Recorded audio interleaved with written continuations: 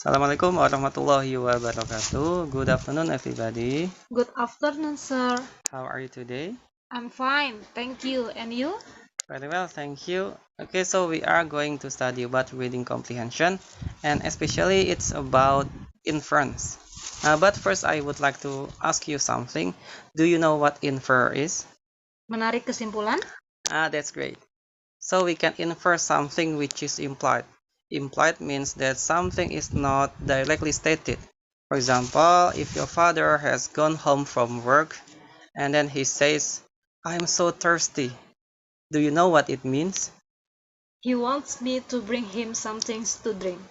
That's great. It means you can infer what is implied by your father. He wants you to bring him some water. He wants you to bring him something to drink. So that's what we are going to study today, which is about inference. First, I would like to share my screen to you.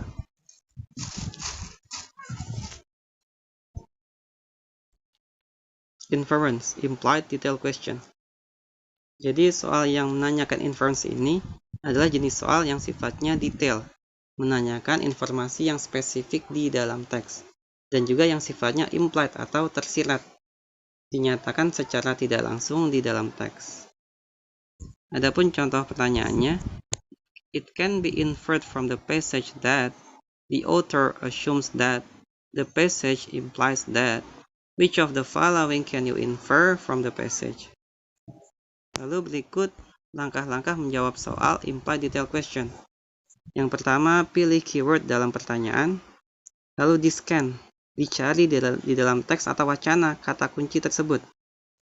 Yang kedua, dengan hati-hati bacalah kalimat yang mengandung keyword atau gagasan yang dimaksud. Dan yang ketiga, carilah opsi jawaban yang menggambarkan keyword atau gagasan yang dimaksud.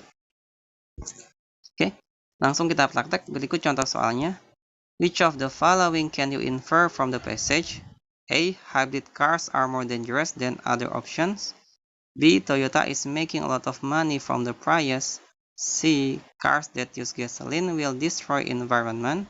D. Hybrid cars may not be the best choice for everyone. E. The Toyota Prius gets great gasoline mileage and has low emission. Nah, cara menjawabnya adalah kita cari kata kuncinya yang disebutkan pada masing-masing opsi. Opsi yang A dikatakan bahwa hybrid cars ini lebih berbahaya daripada opsi yang lain, daripada pilihan yang lain.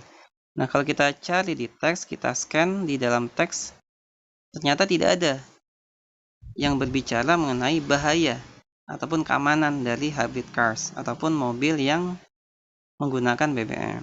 Maka opsi yang A sudah jelas salah. Lanjut opsi yang B, Toyota is making a lot of money from the Prius. Nah, berarti ini bicara soal duit. Toyota menghasilkan banyak duit dari penjualan Prius ini, dari Prius. Nah, kalau kita baca di teks mengenai duit ya, mengenai uang, itu disebutkan pada kalimat yang akhir tuh ya. Bilangnya harganya almost $3,500 more than the same cars configured to run just on gasoline. Ternyata harganya mahal. Hampir $3.500 lebih mahal daripada mobil yang sejenis seperti itu, tapi menggunakan BBM.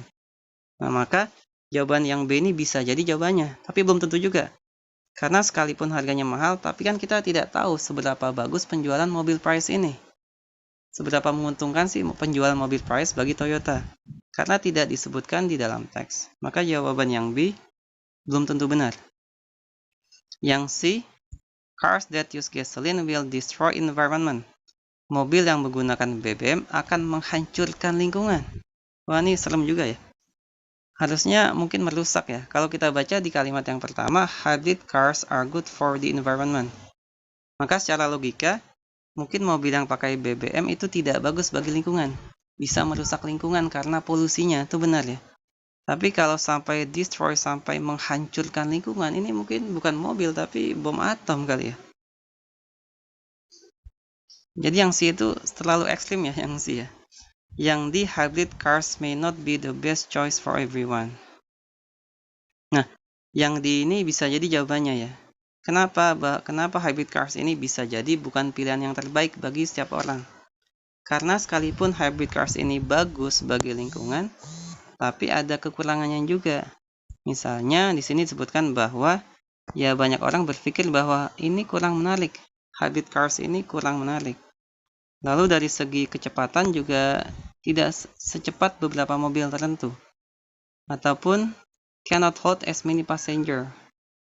Tidak bisa menampung ya, tidak bisa mengangkut cukup banyak penumpang dibandingkan dengan SUV ataupun van yang menggunakan BBM. Dan juga dari segi harga ini juga lebih mahal seperti itu. Ya, jadi jawaban yang D itu masuk akal karena ya bisa jadi hybrid cars ini dengan segala kekurangannya dan juga kelebihan, ya orang ya ada yang mau beli, ada juga yang tidak tertarik, lebih memilih mobil yang menggunakan BBM. Sehingga opsi yang D bisa jadi jawabannya. Adapun opsi yang Eco, the Toyota Prius gets great gasoline mileage and has low emission, ini benar ya dan tercantum dengan jelas di teks. Tapi karena tercantum dengan jelas di teks, nah justru itulah jadi salah. Karena kita pilih jawaban yang sifatnya implied ya. Kita disuruh infer, menarik kesimpulan dari hal yang sifatnya tersirat. Sedangkan opsi yang E ini tidak tersirat tapi tersurat, clearly stated in the text, tercantum dengan jelas di dalam teks. Sehingga jawaban yang sehingga jawaban yang Eco itu jelas salah. Dan jawaban yang paling tepat adalah yang Delta. Hybrid cars may not be the best choice for everyone. Karena masing-masing orang punya pertimbangannya sendiri. Mungkin ada yang lebih memilih hybrid cars karena pertimbangan ramah lingkungan. Mungkin juga yang nggak tertarik ya, karena ternyata hybrid cars ini banyak kekurangannya. Dari segi kecepatan, dari segi model, mungkin dari segi jumlah penumpang yang bisa diangkut. Dari segi harga juga lebih mahal gitu. Sehingga jawaban yang D adalah yang paling tepat. Ada pertanyaan silakan. Nggak ada, lanjut soal yang kedua ya. It can be inferred from the passage that the author is not sure. Nah, berarti kita cari kata kunci nih. Di mana sih di bagian di teks ya? Di mana di teks itu disebutkan bahwa si penulisnya itu not sure, tidak yakin akan sesuatu. Oke, coba kita baca teksnya ya. Kita cari di teks mana sih yang menyebutkan bahwa si penulis tidak yakin akan sesuatu. Di mana sih kata kuncinya? Nah, ternyata bisa kita temukan pada kalimat yang kedua nih, yaitu khususnya pada kata might. Ya, kalau kita baca kalimat yang kedua ini, ya sekarang kita baca ya teksnya ya, kalimat yang kedua secara menyeluruh nih. The motivation for these borrowings from traditional music might be a desire on the part of composer to return to simpler forms.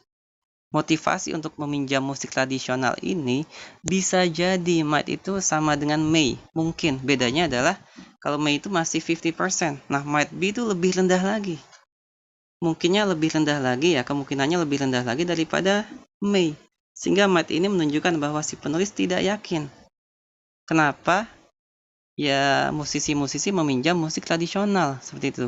Bisa jadi might be karena desire, keinginan dari komposer itu untuk kembali ke bentuk yang lebih simple, lebih sederhana.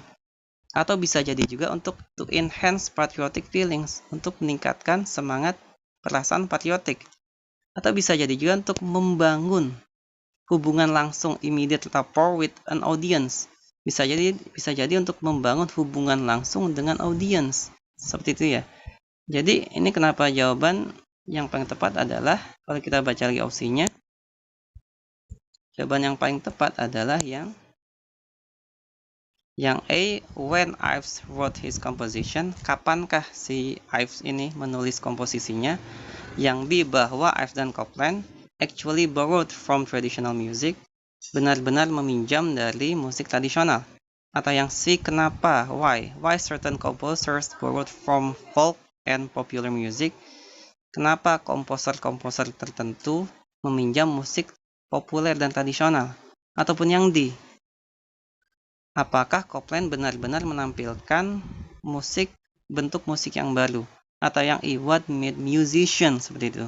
Ya, dengan kata kunci yang ada yang sudah kita bahas tadi, yaitu di kalimat yang kedua ya, dari kata the motivation from these borrowings might be a desire on the part of a composer to return to simpler forms, to enhance patriotic feelings, or to establish an immediate rapport. To establish an immediate rapport with an audience. Nah, inilah jawabannya. Tahu dari mana? Dilihat dari kata might be, menunjukkan bahwa si penulis sendiri tidak yakin apa sih alasan musisi-musisi tersebut meminjam musik tradisional. Bisa jadi karena keinginannya untuk kembali ke bentuk yang lebih simpel, to enhance patriotic feelings, untuk meningkatkan semangat atau perasaan patriotik, atau to establish an immediate rapport with an audience, atau bisa juga untuk membangun hubungan langsung dengan audiens. Si penulis sendiri tidak yakin yang mana alasan kenapa, why certain composers borrowed from folk and popular music. Sehingga jawaban yang paling tepat adalah yang C. Silakan sampai sini, kalau ada pertanyaan silakan ditanyakan. Kalau tidak ada, thank you. Bye everybody. See you later.